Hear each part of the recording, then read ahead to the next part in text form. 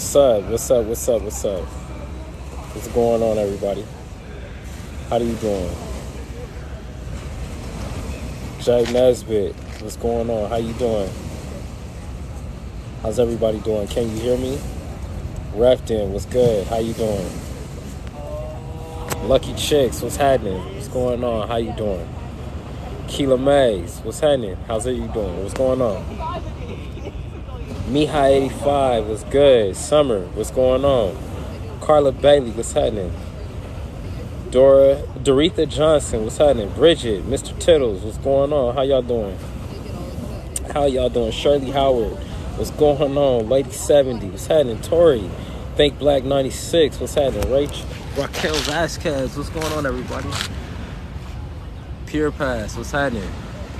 Showing y'all my view right now. Best mother-daughter duo. Bernadette Gombo, what's happening? How's everybody doing? Shay, what's going on? How you doing?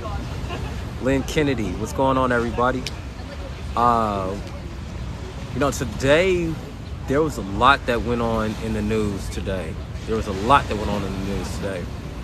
And the thing that we're going to talk about today is BRICS. BRICS, the word of the day is BRICS. Brazil, Russia, India, China, South Africa. And what happened today with BRICS? You ready? Ready to hear what happened with BRICS? It doubled in size today. And the reason why that's important is because it represents a change in U.S. power and change in United States influence. Now, for those of you that are new to my channel, new to my feed, my name is Dr. Jamar Montgomery. I am a lawyer, I am an engineer, I am a resident genius, and I mentor geniuses. I ran for political office. I ran for United States Senate in the 2020 elections. I'm a political science. I teach on political science. I teach on blockchain. I teach on crypto. And my passion is teaching people difficult subjects, how to understand them the easy way. So teaching people difficult things the easy way. So many of us may have heard or may not have heard about BRICS, which is Brazil, Russia, India, China, and South Africa, which is an economic bloc that has been established by those countries to do business with each other. And the reason why that's important is because a lot of countries are trying to get away from the United States. They're trying to get away from the influence of the United States dollar. And people need to know how to position themselves and what that means for their checkbook, what that means for the United States economy, and what that means for them moving on in the future. Now, the news I'm going to share with you is about how this 5 countries, Brazil, Russia, India, China, South Africa, just added 6 more members to their economic bloc. The people that they added: Iran, Saudi Arabia, United Arab Emirates, Ethiopia, Egypt, and Argentina. Now, a lot of people are like, well, why is that important? Well, the fact that you have someone like Saudi Arabia and the UAE, which we get a lot of oil from and we sell a lot of weapons to, are now doing trade, setting up formalized trade agreements with with Brazil, Russia, India, China, and South Africa. Now, we're currently at odds with China and Russia.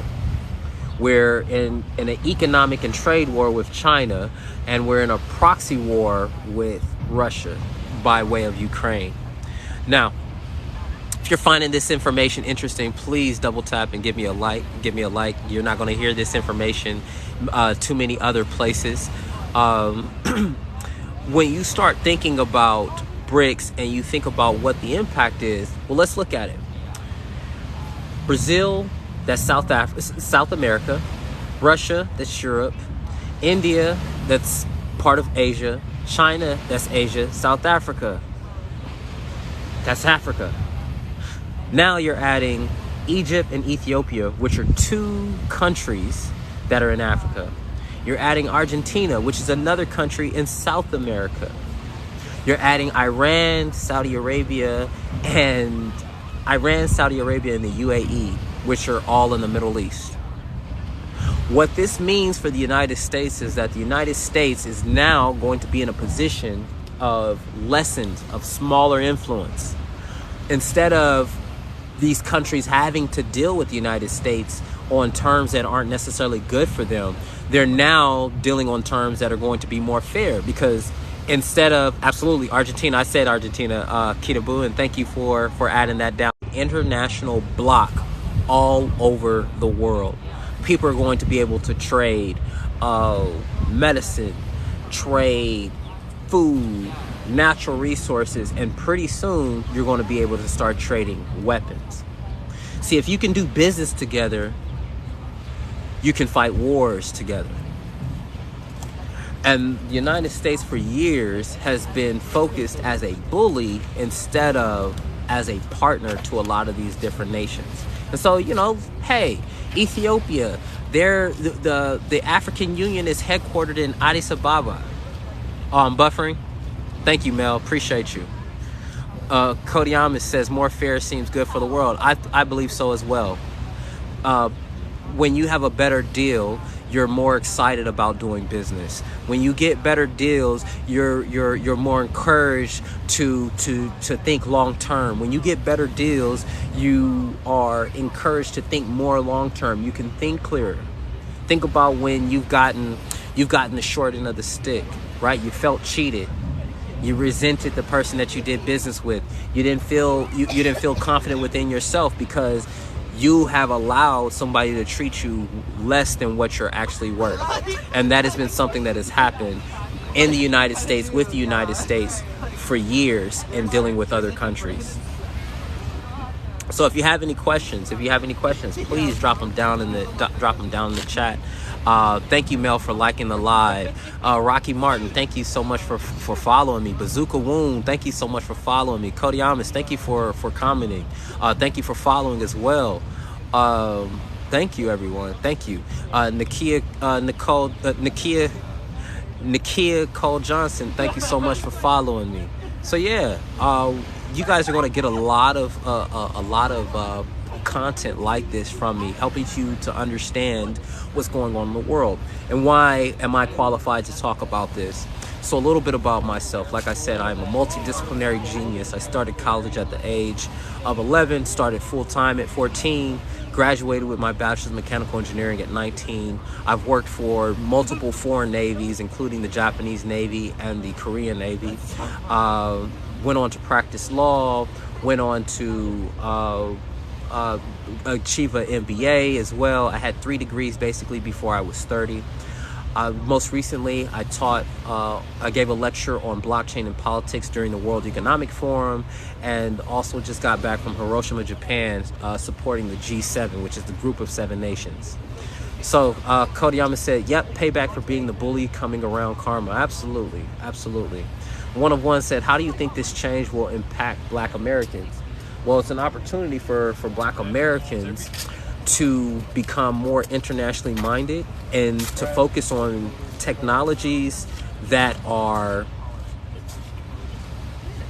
touch international. So blockchain, cryptocurrency, artificial intelligence, these are all things that nations all around the world are going to be interested in, and they don't necessarily have the expertise. So if you as an individual have expertise in that area, you'll be able to do international business. The other change that's going to happen is things are going to get more expensive. They're going to get way more expensive. Your gas is going to get more expensive. Why? Because now Saudi Arabia, the UAE, are going to be doing business with other countries. They're going to do business with people who they have better relationships with. Right now, Saudi Arabia was negotiating with America about becoming a nuclear power, right? But if they're able to go to China and Russia, they don't have to negotiate with the United States. They can cut a deal with somebody that they're already doing business with, and that's China and Russia. Black Americans, once again, things are going to get more expensive. Things are going to get more expensive. So what am I doing to protect myself from it? I'm investing in cryptocurrencies. Why? Because cryptocurrencies are You don't have to be tied to one country in order to use cryptocurrency. I'm using it as what I call recession insurance. Now, this is not financial advice. This is an investment in your technical education. So what I am giving you is nothing but education. Nothing but education. I've been in the blockchain and crypto space since 2016. And pay rate will not change. Mel, you're absolutely correct. There's a thing called stagflation, which means that there's inflation, but your paycheck stays the same. That is called stagflation. And in fact, we're going to be in a period of complex stagflation with a little bit of deflation. So as your asset prices are going up, which means, all right, your cotton, corn, and candy is getting more expensive, but your paycheck is staying the same, and the value of those goods are decreasing. So even though the price is increasing, the value is decreasing and your paycheck is staying the same. It's a recipe for a disaster. And if you don't own any assets, and what are assets? If you don't own a home, if you don't own any property, if you don't know how to leverage your skills, if you don't know how to sell things, right? If you don't know how to sell things and do business, you're going to be in trouble. And I don't want people to be in trouble. So I at least want to put it on your mind so that you're thinking about it, so that you can be prepared in the very near future. Stephanie Rodriguez, what's going on? Thank you for joining. So 101, I hope that answered your question. User 7022, thank you. Thank you for following me. 101, thank you for following me. What other questions do y'all have? And thank you everyone for liking this. This is how we make sure that people get this information. There's a whole bunch of stuff that's not being shown. In fact, I got kicked out of there's 2 things that you cannot talk about on TikTok, I have found. I've gotten kicked off of TikTok twice in the last 2 days. So this is a safe topic for me to talk about. Cody Allen said, are AI and cryptocurrency and other technologies going to essentially change or end capitalism as we know it? It's going to expand capitalism. It's going to expand capitalism, but what we're going into is economic nationalism. You will hear this term, economic nationalism, which means that countries are going to be concerned about having their own strong economies and strong currencies that can compete nationally and internationally. And the only way that you can do that is if you provide valuable goods and services to other people around the world and do trade with other people around the world.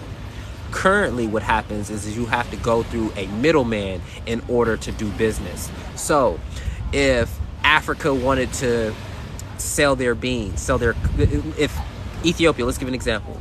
Normally, Ethiopia would have to sell their beans to an American company, and then that American company would distribute those beans all across the world. Well, Ethiopia might sell those coffee beans to America for, let's say, $1,000. Just say that, those coffee beans for $1,000. But then America would be able to go and sell those coffee beans for $10,000. Well, why can't Ethiopia just sell their coffee beans directly to those countries that America's going to be selling it to, and they reap the profits instead of America reaping the profits as a middleman? So that's something to think about. If you guys are enjoying this, please like the live and also share it to your friends. Share it to your friends. Tell them, like, hey, there's this handsome guy on there that's just dropping knowledge, and you need to go listen to him. So nationalism needs to end. One world, one species. Hey, it's interesting. It's an interesting perspective. That would be like, okay, well, no nations are built in the homes of its people, right? Nations are built in the homes of its people. So you have a nation that is built up of families that have all agreed to operate in some way, shape, form, or fashion. You have individuals who have decided to build a family and operate according to some rules, set of values and ethics. So yeah. Some can say that some can say that nationalism needs to end, and others can say that nationalism is good if you are, oh, okay, nations are fine, just excessive nationalism. Pride in your nation is one thing. Believing that that your nation is superior, and others deserve bad treatment because you're superior. That's where the problem comes into. Do you think overall global consumption will increase? USA is the world's largest consumer. Global consumption will definitely increase, and the USA is the world's largest consumer, but China is coming online. You got to remember, China has 1 billion people. India has 1 billion people. The African continent has 1 billion people. So there are others who can be consumers, but they're not in a place where they can consume more expensive products. So yes, many people are being taught how to be consumers, and the United States has that down pat of having their population be consumers instead of producers. If things become more expensive here, then demand will go down. Absolutely. And that's when you run into recessions and depressions. Why? Because things get more expensive, but your wages are going down or staying the same. Well, there's less things that people can afford. Well, as people are unable to afford things, sales go down. When sales go down in these companies, people have to get laid off. When people have to get laid off, companies have to shrink. And if they don't shrink enough where they can support themselves, the companies go bankrupt and companies close. When companies close, people are unemployed. When people are unemployed, you get my drift? Unemployment goes up.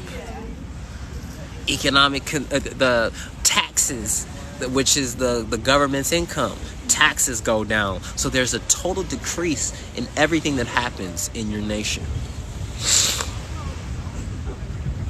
So yeah, you guys are enjoying the information. Like I said, just give me a like, give me a share, and give me a follow. I'm going to be dropping all this knowledge for you guys from now on. We've been talking about BRICS, but I'm going to jump on another live, and I'm going to be talking about the GOP debate. Meaning, I don't think USA will ever be cut out completely. Too rich of a market. Oh, absolutely. They're not going to be cut out.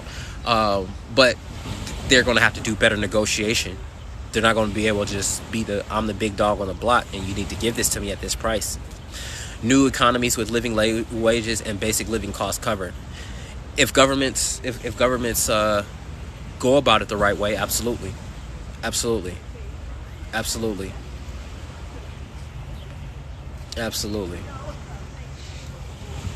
So yeah, any more questions, any more comments? Thank you, 101. Thank you, Kodiamus. Thank you for participating. You get what you get out of it. You get what you put in. If you don't put in, if you don't contribute, you won't be able to get anything.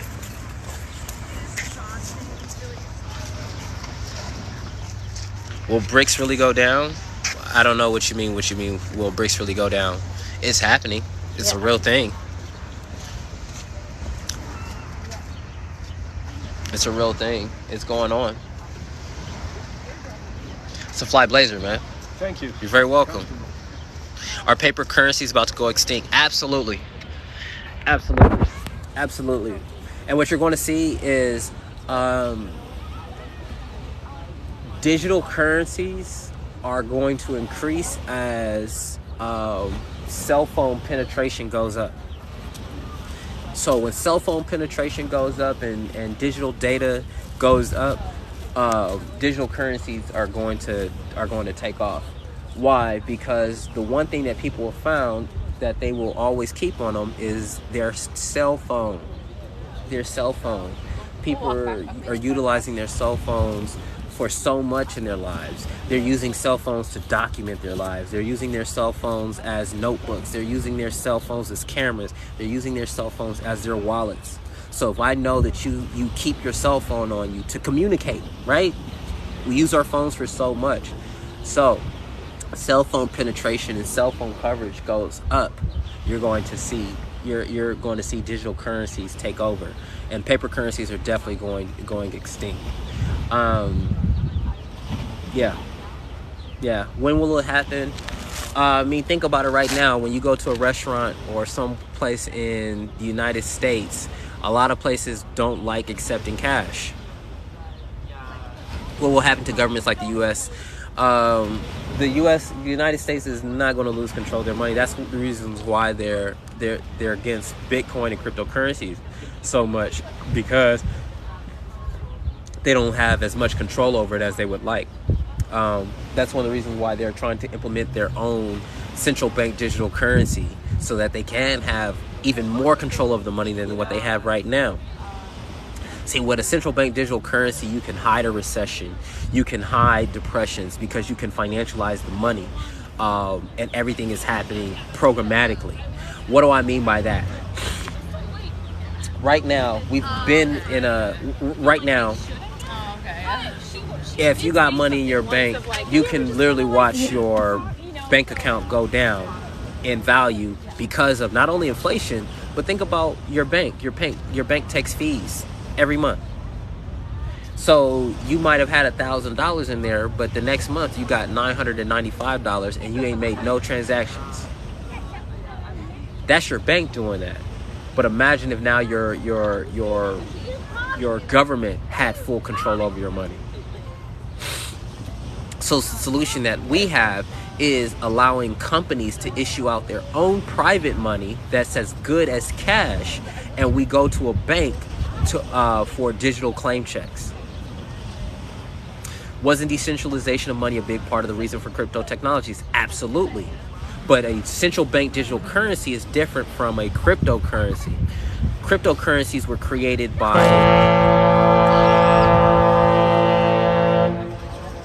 Let me show you guys real quick. Let me show you guys what I'm looking at right now. This view is so beautiful. That's the ferry. That's the ferry.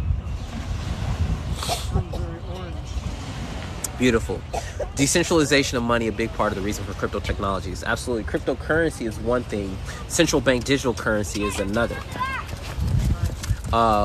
Cryptocurrencies were created by organizations, not necessarily government. Mel, I actually am in Washington. I'm in the Pacific Northwest. It's a beautiful, beautiful place. But yeah.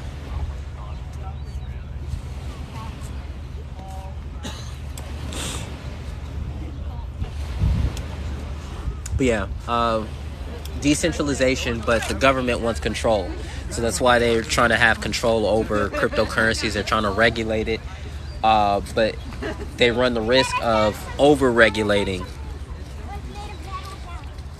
Oh, Port Orchard. That's interesting. I've never been. Never heard. I'm still getting familiar with this place.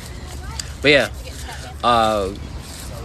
One of the reasons why the government is regulating crypto is because they're regulating it the wrong way, because they really don't understand the technology, and their overall goal is to be able to control it, so that they can get taxes from it. That's what this is all about, is one, being able to control tax revenue and get tax revenue. Thank you for your question, Mel. Thank you for your comments as well, Kodiamus, and your questions. Yep, they want control and power.